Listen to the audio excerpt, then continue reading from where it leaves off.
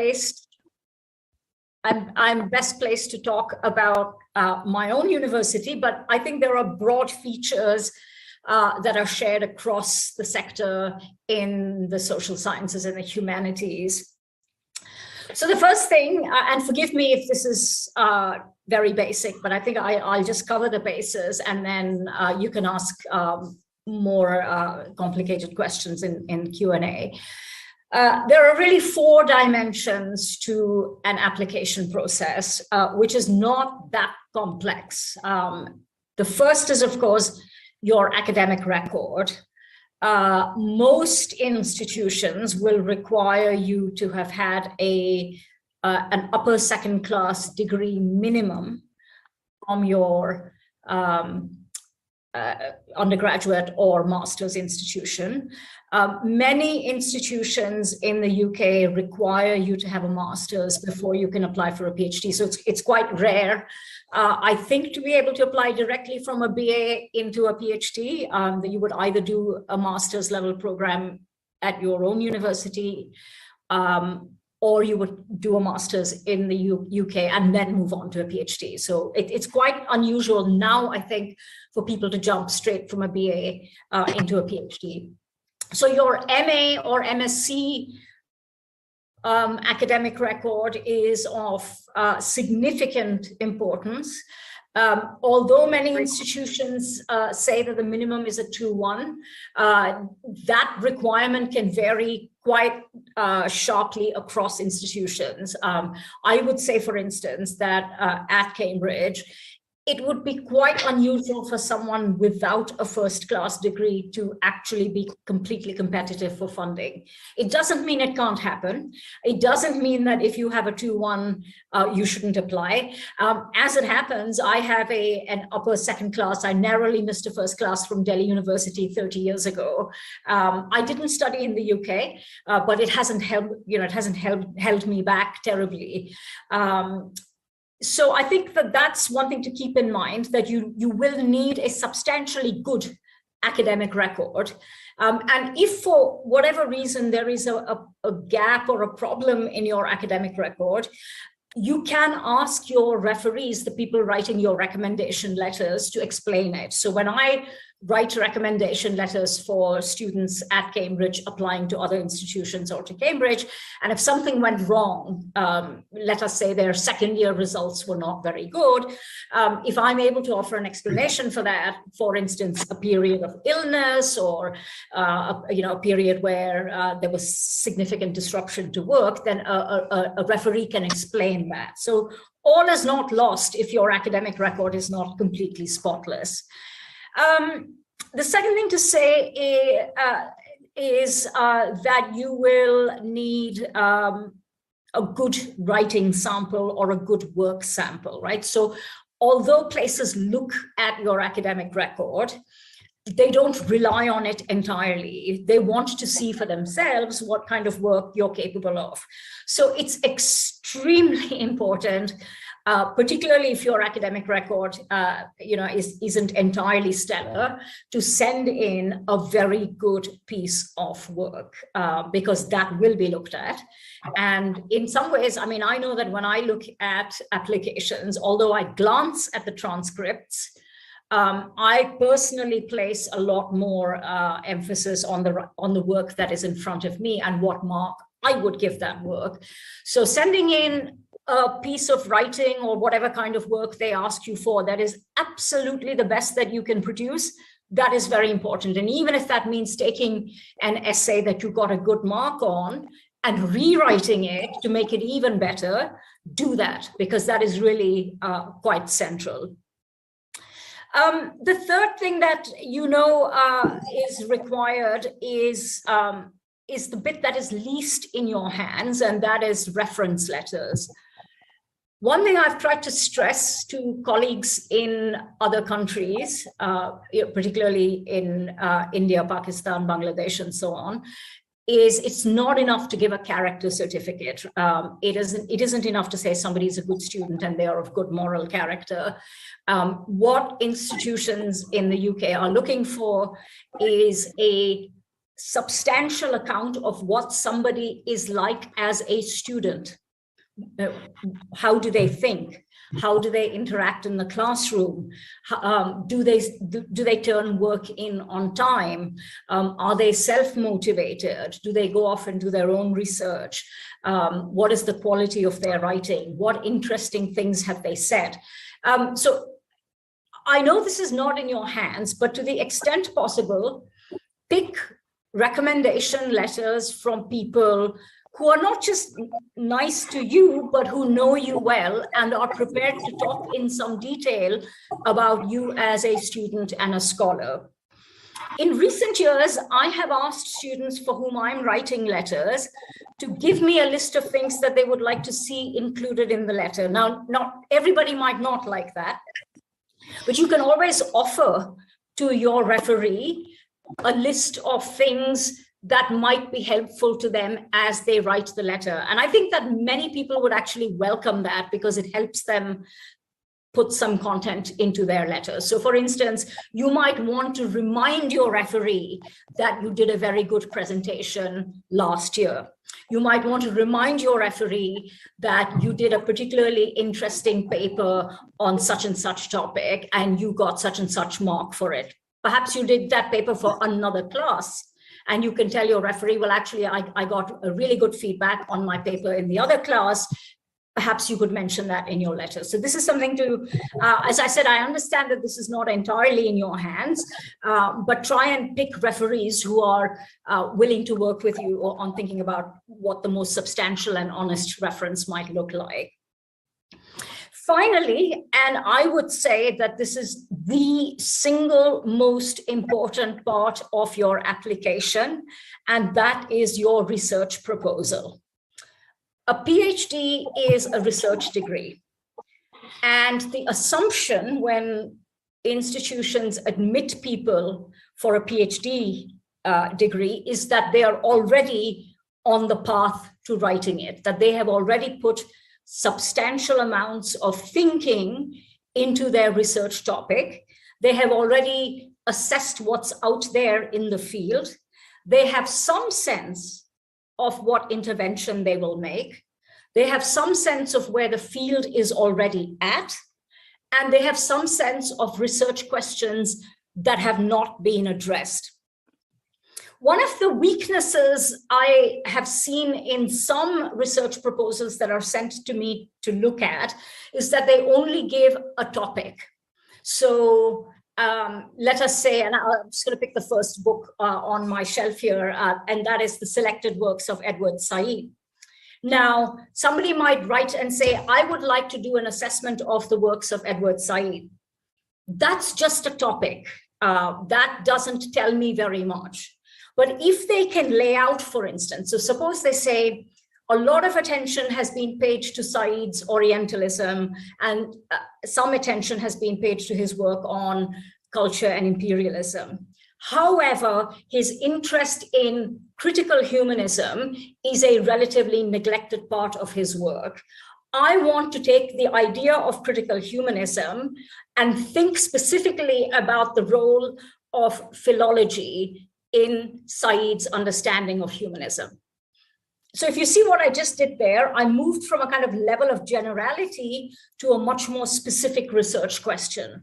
And it's very, very important that your research proposal not be just a topic or a series of ideas, but that it actually poses a very specific and doable research project, something that is ambitious, but it can still be done in a 3 or 4 year span, right? So this is the bit of your application that you should spend the most time on, right? So, because your academic record is what it is, and hopefully you will have your ducks in a row there. You will have discussed reference letters with your referees.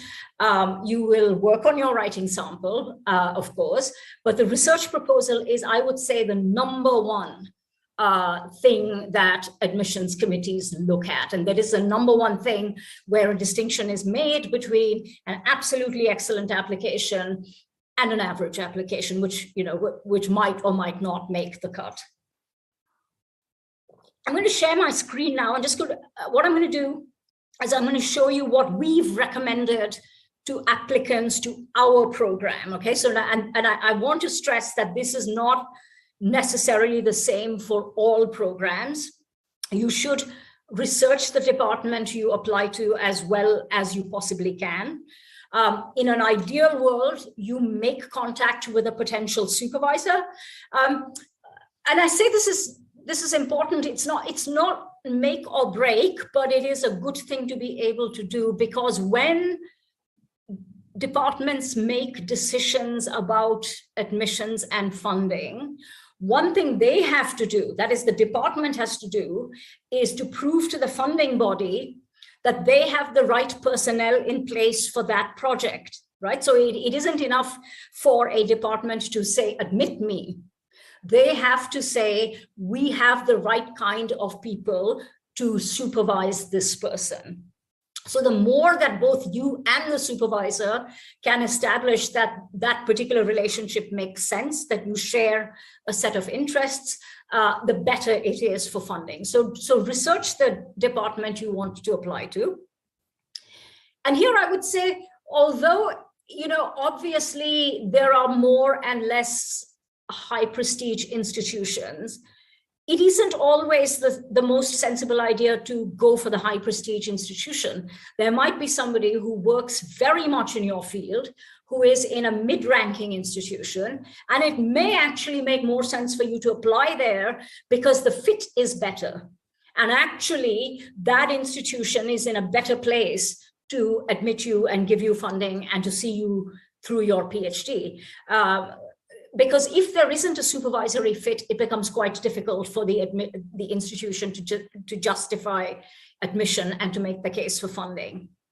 So I'm going to now just share my screen. I'm not very good at doing this, so let me just see if it turns up.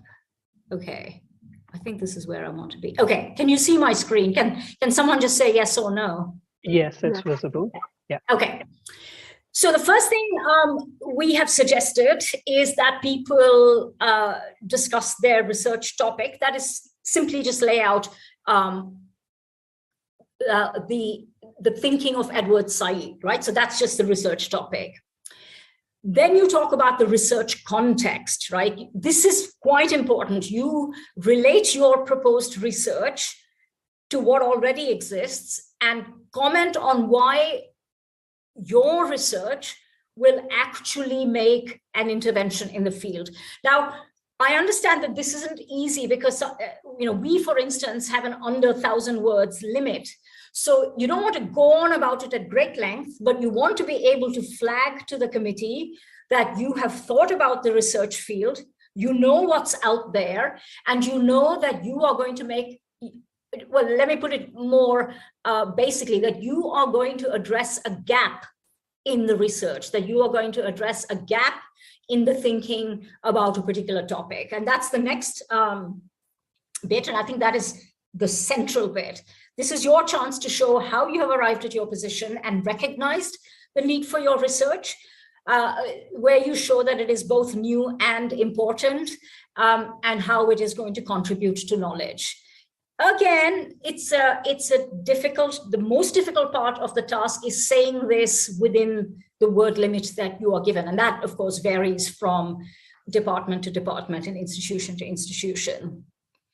It's quite important, I think, to say what material you are going to look at, to specify. So I'm in an English department, and I will typically need to know what specific authors and texts you're going to look at. And this may vary across fields, but certainly I think admissions committees are looking for specificity. They're looking for a sense that you're not just throwing off an application because you thought, hey, I don't know what else to do, I'm going to just throw off an application.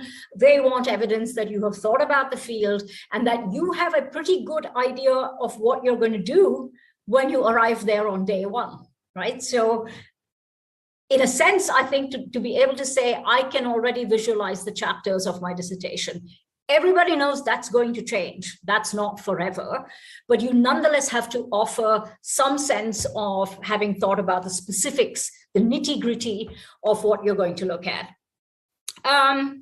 Your methods. Now, actually, typically in an English department, we don't place too much emphasis on methodology. We tend to get a sense of methodology from both the research proposal and the writing sample. But if you're applying in the social sciences, or indeed even in history, there might be specific kinds of methodologies that departments encourage you to be using, or to show them what methodology you're using, and that depends. So if there's something particularly interesting about your methodology, so people will say to us, for instance, I'm going to use a psychoanalytic approach, or I'm going to use a combination of psychoanalysis and Marxism. So that really depends on what you think is important to show. That's really it. We talk a little bit about the sources and resources you will use if there are specific collections at the university that you're applying to, or specific institutional resources. You can certainly mention that. So I think that the one thing that we have said that is important for you to think about is asking yourself how your work might change scholarship in the field, right? So departments, when they're admitting you to a PhD, are really assessing whether you are a future scholar, whether you have it in you, not just to be a bright student or to be a student who can do a good exam or write a good term paper, but does this person have it in them to be a voice in the field? And I often stress to my own students that the most important thing that you can do in your writing and in your research proposal is to demonstrate that you have a singular voice, and that voice is one that needs to be heard in the scholarship in the future. So think of yourself when you're applying, not as a good student, but as a potential young scholar. And thinking of yourself in that way makes all the difference, because you're not just trying to demonstrate that you can get a first-class degree, but that you actually have something to offer to the field at large in the long run. Okay, I will leave that on for a couple more minutes in case people want to make notes, but I think that is broadly what I have to say. I was asked to talk about funding. Funding is a little bit more difficult. It varies from institution to institution.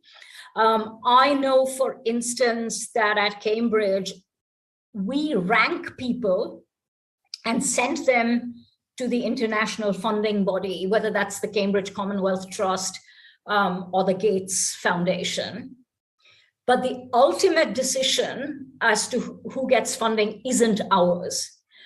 So we will send a ranked list of people according to who we think should get funding and why they should get funding.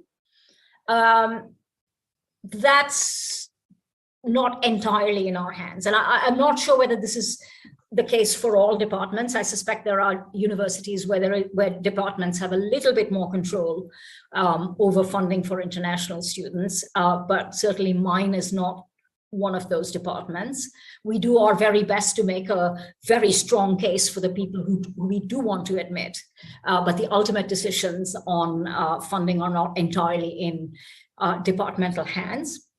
Funding bodies will often ask you for a little bit more information because what will happen for them is that a lot of very good applications will come their way, and there might be 20 stellar applications and they can only fund 7. And at that point, it becomes very important for them to say, well, what is this person going to do in the long run that gives them a little bit of an edge? And that's, I think, where you can write in a statement of purpose or an additional funding note. You can talk about things about yourself that are not necessarily directly relevant to your PhD research or directly relevant to admission, but might make a funding body take a second look at you. So what you might want to do with your life, what you have already done in extracurricular terms, whether there are specific things about your situation, where you live, the historical conditions under which you have worked and studied, or your family has emerged. These are things I think that are usefully put in the frame for funding bodies to also think about. Personally, I would also say to you one thing: think hard about whether an academic life is for you. And I'm not saying this in order to discourage you. I am saying this actually specifically with the intention of encouraging you. The thing is that doing a PhD, by and large, is worth it if you're going into academia or a cognate research field.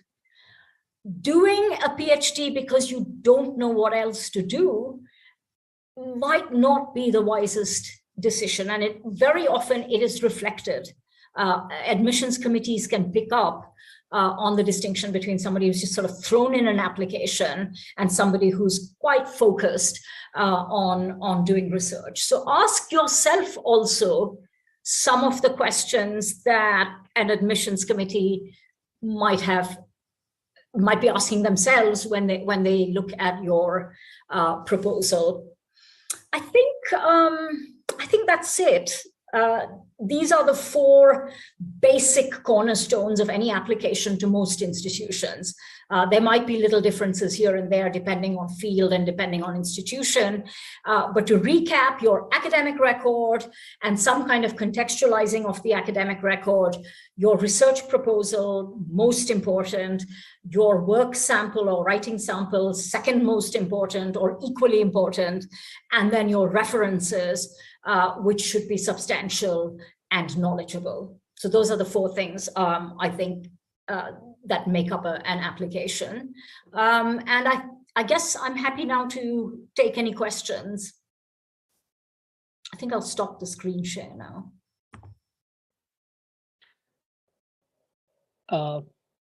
Thank you so very much, Professor. So we have questions. I can see Maria.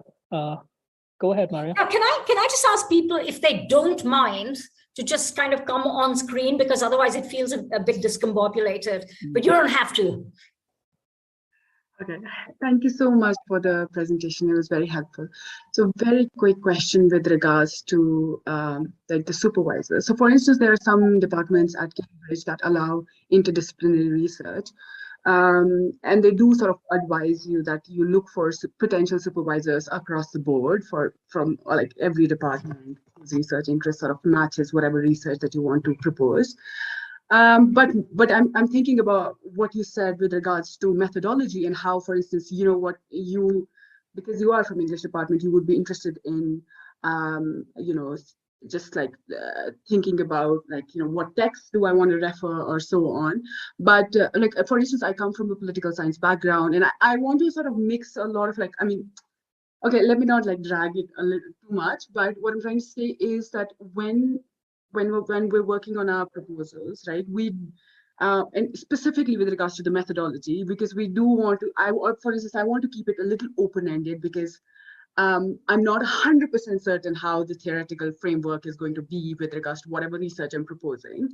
But at the same time, when a certain department asks me to look for supervisors from all departments, how does then that limit my my potentially mentioning some certain supervisor could supervise, certain professor could supervise me, because I'm coming from a different departmental, I'm entering into this I'm coming from a different academic background and trying to sort of go to a different, I don't know if I'm making sense. Yeah, well, sorry, you actually reminded me of something I forgot to say, or maybe I said it in passing and didn't develop it. Ideally, you make contact with potential supervisors.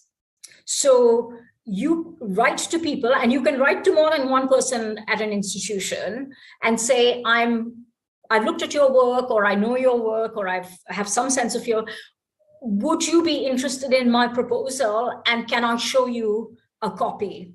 Okay. And at that point, if the person says yes, then in a sense, you have already developed a working relationship. And sorry, go ahead. So sorry to interrupt, but just quickly, like I'm talking very specifically about the Department of Gender Studies at Cambridge, for instance, and they very specifically mention do not contact potential like your supervisors. The center will do that on your behalf. And they say that over and over again in the emails and their websites, which is why I'm sort of wondering, then how does that sort of interdisciplinarity work? Because at the end of the day, I do want to sort of like mention certain supervisors from different departments, but then I'm also confused in terms of the methodology that I'm writing. That's a little bit bizarre. I have to say that I did not know. I have dealt with people who have applied to that department and have been given admission, who have worked on their proposal with me and have put down my name as a potential supervisor. I hesitate to say more because this is news to me. I don't think you can be penalized for contacting a supervisor. What is true is that the department has some say in who is then assigned to you as a supervisor. So they might decide that I'm not the best supervisor. There's somebody in history who would be a better supervisor. But I don't think it can ever be a terribly bad idea to be in contact with a senior academic and say, help me figure this out. If I may add to this about the particular gender studies department, so maybe it's because of the traffic that they might be receiving, because there's a lot of like applications coming on in. But the form that you fill in that website, they ask you for a potential supervisor that you identified and given their name. So maybe. And that is the university form. The university form requires you to, not requires you, but allows you to put down the name of an advisor, of a supervisor. At any rate, Maria, why don't you just drop me an email, and then when everybody's back at work, I will try and reach out to gender studies and ask what the situation is. But forgive my ignorance. I was not aware that they told you not to be in touch. Thank you so much. I will do that. Great. Anahita? Hi, thank you for the session. I actually have a question regarding references. Like when we ask, like for example, our professors to write reference letters. I finished my master's in 2017, so it's been like quite a long time since that, and I've been working since then. So I wanted to know if there's can I ask like the people I've worked with to write my reference letters, or is it just or it just has to be specifically my professors? Because I'm not sure how much of me do they remember because considering how much time has passed. Okay, I think this is a good and interesting question, and we do often get references from work bosses. The truth is that those references, unless they are from somebody working in let us say you work on gender studies, right? And you have worked in an NGO that does women's rights.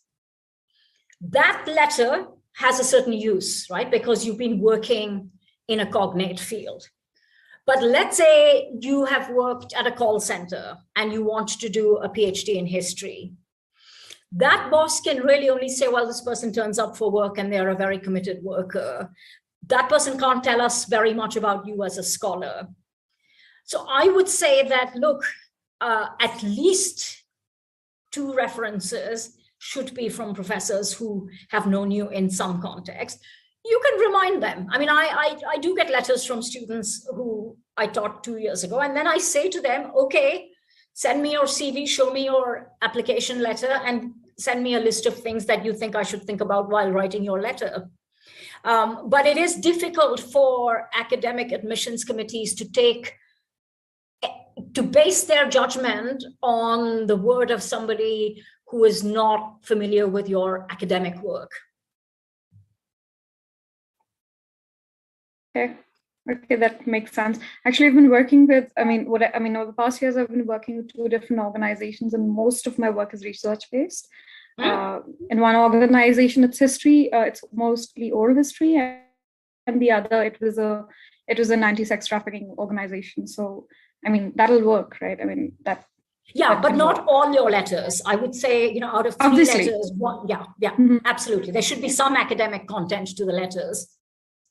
Okay, thank you. Rizwan? Yeah, thank you so much for your presentation. I just have a couple of quick questions. The first one about the grades. So do they just take into account your grades from your bachelor's degree, or just your master's degree, or both?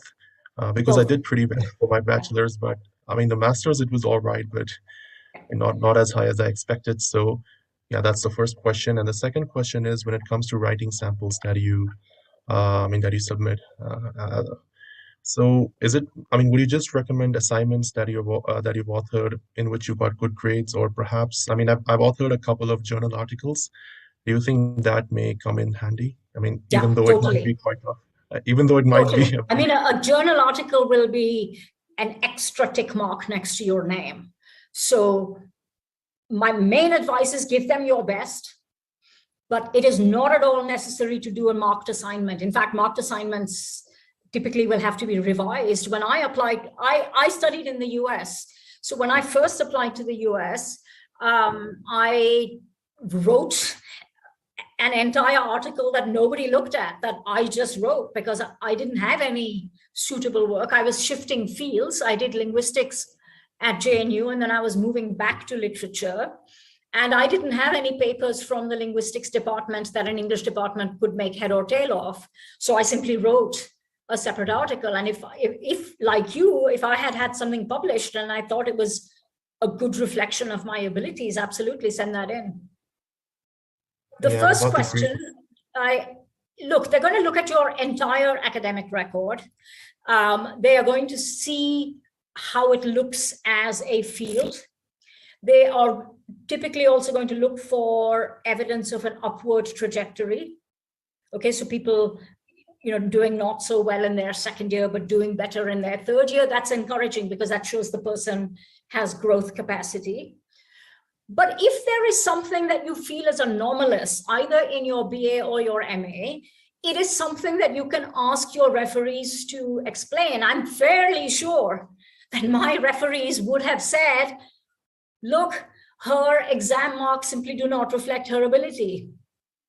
Okay, so at that point, a department will say, okay, look, the referees actually think that this person is more intelligent than, you know, a bad mark in an exam might look like. So all is not lost if there is a kind of blip in your academic record, but do ask your referees to address it.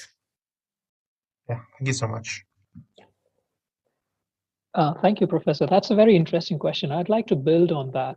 There are some cases that I've come across personally as well, that the students, they've been phenomenal throughout, like in the school, in the undergrads, but in the masters, once they came into the UK academia, we know it's altogether different from our educational system where we come from. So learning that, understanding that, and also like those who come here recently, they were in the lockdown and had to go through the classes online. So they couldn't have the real interaction and understand the things. When doing the master's dissertation with the academic styles and imbibing those things and then reflecting them on the paper, many of them couldn't do it, also because of the trauma that they had to suffer or go through. Like, you're coming to a new country, then you're living altogether secluded, you don't have those interactions, attending the classes remotely, you know, so their grades suffer. Maybe some of them like get in their 50s, whereas like they are like really intelligent people who actually performed, had distinctions or ranks and up to their undergrads. So when they try to apply to many institutions like the Oxbridge, they aren't eligible because like sadly, they couldn't have the merit that they require, that the baseline. What do you suggest to those students? We've come across those cases and it has had a tremendous impact on their self-confidence. Yeah, yeah. That's a tough one, you know, to be honest. What I will say is that in the reference letters I've been writing, I have stressed that that work was done under pandemic conditions. It was done without access to library resources. And I do think that academic institutions will take into account that the last 2 years of admissions or the incoming admissions are all people who have done their master's or their final year bachelor's under really unprecedented circumstances. Unfortunately, I don't think that the 2-1 rule that Cambridge and I think Oxford have is waivable because it doesn't come from the department. That rule comes from the university. I'm going to say something that I think is worth saying. It's fine if you get into Oxford and Cambridge, but they are not the be-all and end-all. Okay, for one thing, I have had students with PhDs from Cambridge not get the job that somebody from another less prestigious institution did get. Okay, so I think it's quite important to be ambitious, but not to be broken if you don't get into your main institution. I just advised one of my PhD students who's applying one of my MPhil students who's applying to the US, not to put all their eggs in the Ivy basket, okay? Because these are institutions that can have their pick. I mean, it is their market. They can slice off the top layer and not admit some fabulous people. So what I told them, the student, is please apply to the next rung of universities. Your life is not broken if you go to the University of Pittsburgh, or if you go to Exeter, or you go to Warwick. All very, very high-ranking institutions in their own right. They might not have Ivy or Oxbridge, but don't assume that just because you didn't go to Cambridge, you don't have an academic career. That is simply statistically not the case. Okay, and I know people with PhDs from Oxford and Cambridge, as I said, who don't necessarily make the cut. So I think it's quite important to be realistic about your record and to say, okay, fine, I can't apply to such and such institution because they can demand a first class, but I can apply to such and such institution, which actually has a very interesting person working in a cognate field. So I know that the ideal answer I would give you would be, well, never mind, just apply anyway. Even if the department said we want this person, the graduate school would say, sorry, no can do. Okay. That said, I think institutions are making allowances for what happened. So if the last year is a blip, or the last couple of years is a blip, and that can be explained by a referee and by yourself, it might be worth applying anyway. That's really helpful, and maybe a booster for the students as well, because I've talked to a couple of students who've suffered these things, and knowing their potential and having been into the merit list all the time, and suddenly they're plummeting to lower levels. It's a very big disappointment for them, and maybe this really helps them. Thank you so very much. If we have any other questions, please go ahead, raise your hands.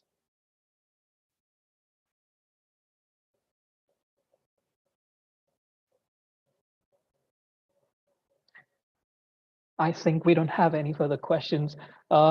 Professor, would you like to say something to wrap up the session? Look, I guess what I will say is it's been a very difficult couple of years, and everybody's research has suffered, including full-time senior academics. We've all done much less than we could. It will pass, and if there is a blip and you have to take a year off, or you do badly, and you have to rethink your plans, so be it. It is something that we all have to deal with, and we're all making life decisions now that we didn't think we would be making 2 years ago. The pandemic has done that for us. I would also say something that I do say to my own students. Your generation coming in, by all means, reach out for an academic career, but have a plan B. I think in a way that was not true for my generation. Your generation should think about options outside of straightforward academia. Not least because academia is under attack from multiple quarters, political, economic. The pandemic is going to weaken a lot of universities financially. We don't know. We don't know what things will look like 3 years down the line. You can always do research and thinking in other fields. So by all means, aspire for academia, by all means, aspire to do research, but don't put all your eggs in that basket. Given the uncertain times in which we all live, we all need a plan B. So keep a plan B in your mind. And remember that whatever you end up doing, nobody can stop you from reading and thinking. And that's the fundamental skill that you can, in a sense, preserve wherever you end up and whatever happens in terms of specific institutional decisions. Thank you so very much. So I can see one hand raised. It's from Masuma. Masuma, if you have a question, please go ahead. Hi, Professor. So you mentioned of writing samples. Is it necessary that the sample should be in accordance with the research topic? Because I've done my master's in English, but I'm applying in politics. So what do you say about it? Yeah, so very good question. I'm glad you asked that. Ideally, it is in the same field. I've looked at samples which have the opposite. So somebody has a degree from, let us say, a kind of quantitative field. Okay, so let's say political science. And they send a paper in, and I have no way of judging whether they can write a chapter in a literature dissertation. You can do it. I do know that admissions committees spend a lot of time saying to each other, but can this person write a literary essay? I would say if you can do a paper that is more suited to that field, then do that. You can take the chance that a committee will say, oh my God, this is so brilliant. I'm sure they could do a chapter in literature or a chapter in history. But I think the cannier thing to do would be to give something that is as close to that field as possible. That is the honest answer, because otherwise committees will say, well, we have no way of judging. All right, sorry, does that answer your question? Did you want to come back on that? Yes. Yeah. Thanks. Thank you so very much. We had a question in the chat. I sent that to you as well. It's, hi, I just want to ask, what would 2 to 1 mean in the US grade credits? Is it equal to A or A minus? I think, I don't want to speak for the US system because it's been a long time since I taught in that system. But I know that we take A minus on US transcripts as a 2-1.